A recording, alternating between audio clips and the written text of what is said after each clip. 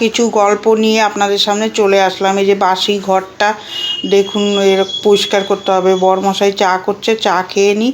আর এখানে ছোলার ডাল বসাবো। ছোলার ডালটা কুকারে দিয়ে সিটি মারবো আর লুচি করব। রোববারের বাজার না, বাসন টাসন সব মাজা হয়ে গেছে, রান্নাঘরটা পরিষ্কার করে নিয়েছি। এবার বরমশাই লুচিটা বেলে দিচ্ছে, আমি ছেঁকে নিচ্ছি। একা একা দেখবেন করা যায় না, আর আমার তো আর চারিদিকের কাজ করতে হয়। আমরা দুজনে মিলেমিশেই কাজ করি এরকম। লুচিটা হয়ে গেল, তারপরে এখানে ছোলার ডালটা ফোড়ন দেব। কড়াইতে তেল, তেজপাতা, শুকনো লঙ্কা ফোড়ন দিয়ে ডালটা ছেড়ে দেবো। সিদ্ধ হয়ে গেছে, ফোড়ন দিয়ে ওর মধ্যে একটুখানি হলুদ, লবণ, মিষ্টি মিষ্টি হয় ছোলার ডালটা আমি করি, কোনো ভাজা মশলা দেই না। দিয়ে তারপরে হলুদ, লবণ, শুকনো লঙ্কার গুঁড়ো একটু দিয়ে মিষ্টি মিষ্টি করে ছোলার ডাল করব। তার রোববার তো রান্নার বাজারও খুব বেশিই থাকে, টিফিন বানাতে হয়, মেয়ে থাকে, একটু ভালো মন্দ খেতে ইচ্ছাই করে। তারপরে এইটা রোববারের ব্লগটা না আমি দুটো পার্টে ভাগ করে দিয়েছি। আজকে বিয়ে বাড়ি যাবো, ওই জন্য একটা ব্লকের মধ্যে এতগুলো দেওয়া যায় না। তারপরে চলে আসলাম ছোট ঘরে এসে তারপরে এই যে ঘরটা পরিষ্কার করছি। কি করব, রাস্তার পাশে ঘর তো, একটু কথা গেলে যেতে পারে। ভয়েস দিয়ে দিই, ওর জন্য আমি আমার নিজের আসল ভয়েসটা দিতে পারি না। কি করব, এই রাস্তার পাশে ঘর, কপিরাইট আসে নাকি, ওই জন্য আমি ভয়েসে আপনাদের সাথে শেয়ার করি ভিডিওটা। এই যে সুন্দর করে সোফাটা পরিষ্কার করছি। সোফা যে কতবার পরিষ্কার করতে হয়, এর মধ্যে সব কিছু রেখে দেবে। আর আমার লন্ডভন্ড ঘর না, আমার ভালো লাগে না। ওই সোফার মধ্যে এক গাঁঠি জামা কাপড় ইয়েতে মানুষ বসবে কোথায়? কেউ যদি আসে তখন লজ্জা করবে না? ঘর দূর পরিষ্কার করে না রাখলে। যে ঘরটা সুন্দর করে ঝাড় দিয়ে নিলাম।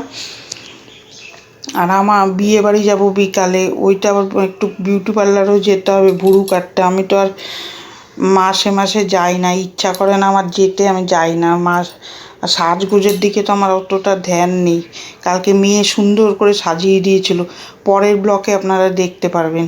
ও মেয়েটা আমাকে কালকে সুন্দর করে সাজিয়ে দিয়েছে। এই যে রান্নাঘরটা এইটুকুনি জায়গা ঝাড় দিয়ে ঘরটা মুছে নিয়ে একবারে কাপড় টাপড় কেচে ফ্রেশ হয়ে তারপরে রান্নায় আসবো পুজো দিয়ে। আমি এখন সেটাই করছি। সকালে পুজো দিলে দেখবেন মন মেজাজটা খুব ভালো থাকে আর এনার্জি পাই ভালো। এই যে সুন্দর করে দেখুন না, ভয়েস দিলাম, একবার দেওয়া হয়ে গেছে, আবার দিতে হলো, ওই ভয়েসটা উল্টোপাল্টা হয়ে গেছে। এবার এটা মুছে নিচ্ছি ঘর। সকালে যদি বাসি ঘর পরিষ্কার না করা যায়, দেখবেন আয় উন্নতি বাড়ে না, নিজের এনার্জিও আসে না। ওই জন্য আমাদের দেখেছি মারা সুন্দর সকালে উঠে সব কিছু করে চান টান করে পুজো দিয়ে দিত।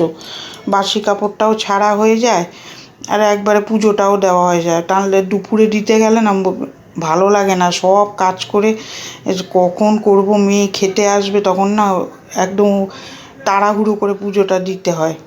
তারপরে যে ঘরটা মুছে নেব, মুছে নিয়ে তারপরে কাপড় কাচবো। কাপড় ভিজিয়েছি কতগুলো কাপড়, বরমশাই বলছিল কাচতে হবে না, আমি না, কাপড় আমি কেচেই দেবো, ওগুলো আমার কাচতে হয়। আর তারপরে বৃষ্টির সময় শুকায় না, এক গাদা যদি একসাথে জমাই কোথায় মেলবো বলুন? আমাদের বেলকুনিতে ওইটুকু জায়গা, ওর মধ্যে এক গাদা কাচলে হবে না, আমারই তো করতে হবে, আস্তে সুস্তে করে আমি করে নিই। আর বিয়ে বাড়ির বাজনা টাজনা বাজছে তো আরও অস্বস্তি, একদম দোতলায় বিয়েটা হচ্ছে। ভালোও লাগছে, আনন্দও লাগছে। মেয়ের বিয়ে হচ্ছে তো ওই খুব আনন্দ লাগছে, মনে হচ্ছে আমাদের ঘরেই কারোর বিয়ে লেগেছে। বেশ আনন্দ লাগছে, মজা লাগছে। এই যে সুন্দর করে জামা কাপড়গুলো ধুয়ে ফেলবো, ধুয়ে মেলবো। আমারও তো মেয়ে আছে, এই দেখছি, আর মেয়ে তো বড়ও হয়ে যাচ্ছে, চিন্তাও হচ্ছে এরমভাবে তো আমারও বিয়ে দিয়ে দিতে হবে। মেয়েদের এই বড় ছড়ো করে পড়াশোনা করাও, আবার লোকের কাছে দিয়ে দিতে হয়, এইটাই লাগে কষ্ট সারা। এইটাই কি ঠাকুরের দেখুন, মেয়েদের বিয়ে দিয়ে আমরা লালন পালন করে ভালোবাসা দিয়ে বড় করি, পড়াশোনা শেখাই, তারপরে পরের বাড়ি যেরকম আমাদের চলে আসতে হয়েছে। এইটাই লাগে খারাপ, যে ওইটা শুনছি ওদের বাজনা টাজনা, আমারও মনের মধ্যে একটু কীরকম লাগছে। আমার মেয়েটাও তো বড় হচ্ছে, তো দিয়ে দিতে হবে লোকে, কয় বছর আর রাখবো, দিতে তো হবে, আজকে দেই আর দুদিন পরে দেই, ওইটাই ভাবি বসে বসে। এত কষ্ট করে মানুষ করলাম, আমরা দুজনেই থেকে যাব লাস্টে। অনেকক্ষণ পরে চলে আসলাম। এই যে শুভ সকাল, কেমন আছেন? আশা করছি ভালো আছেন। আপনাদের ভালোবাসায় আমিও ভালো আছি। কটা জিনিস কিনেছি, ওটা আপনাদের সাথে শেয়ার করব। পুজো দিয়ে উঠেই কিনেছি। এই যে বাটি কিনেছি দুটো। আমি অনেক দিন ধরে বড়মাসিকে বলছি কি দুটো স্টিলের বাটি কিনতে হবে, বাটিগুলো নষ্ট হয়ে গেছে। এরম করে করে আমিই কিনতাম সব। এইটুকুন এই বাটিটা কীরকম হয়েছে, একটা পুষ্পপত্রর মতন স্টিলের কিনেছি। এরম করে করেই আমি কিনতাম সব বাসন, আমি একটু একটু করে কিনেছি। বড়মশাইরা আবার এইসব দিকে ধ্যান নেই। এই যে বাসনগুলো কীরকম হয়েছে কমেন্ট করে জানাবেন। আর আমার মেয়ে একটা এই যে ব্যাগ কিনে দিয়েছে। ও কি করে, মায়না টায়না পেলে আমাকে একটা জিনিস কিনে দেয়, নিয়ে গিয়ে কালকে কিনে দিয়েছে। আমার খুব আনন্দ হয় ওতে। একটা দেখবেন কিছু দিলেই মেয়ে খুব খুশি হই আমি, যে 5 টাকার হোক আর 10 টাকার হোক কিনে তো দিয়েছে।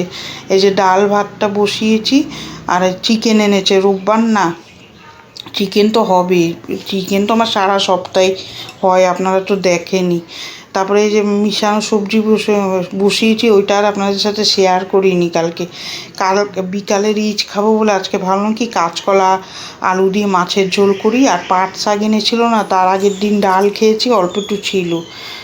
কাতলা মাছ এনেছে আর মাছের মাথা এনেছে। মুরগির মাংসটা আমরা খাই না, ওই জন্যে। তারপরে এই যে কড়াইতে তেল দিয়ে গোটা জিরা দিয়ে আলুটা ছেড়ে দেবো, আলু কাঁচকলাটা ছেড়ে দেবো। কাঁচকলাটা কেটে না একটু হলুদে ভিজিয়ে রাখতে হয়, না ভিজালে ওটা কীরকম কালো কালো হয়ে যায়। একটু হলুদে অনেক সময় ভিজিয়ে অনেকবার ধুতে হয়, সেটাই দেখেছি। আর ওই পাশে মিশানো সবজি বসিয়েছি, একটু নাড়িয়ে দিচ্ছি। কালকে তো ইচ্ছাই করছিল না, এক জায়গায় দেখবেন নিমন্ত্রণ আসলে না ঘরে রান্না টান্না করতে ইচ্ছা করে না। তো বিকালে, সকালে বলেনি এখানে তরকারিটা নাড়াবো, আদা দেই না, কথায় আছে না আদায় কাঁচকলা, ওই জন্য আমার মা বলে কি কাঁচকলায় কোনো সময় আদা দিবি না।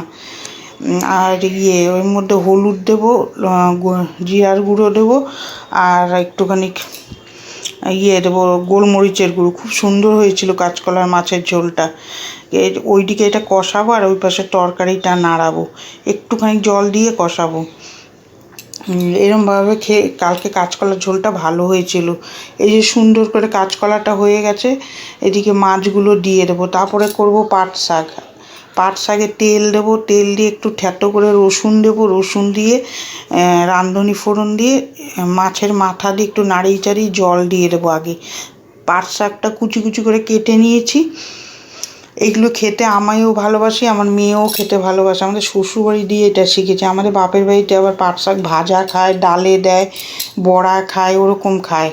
কিন্তু এরা দেখি আমি এরকম খেত, ওই জন্য আমিও শিখে গেছি, ভালোই লাগে।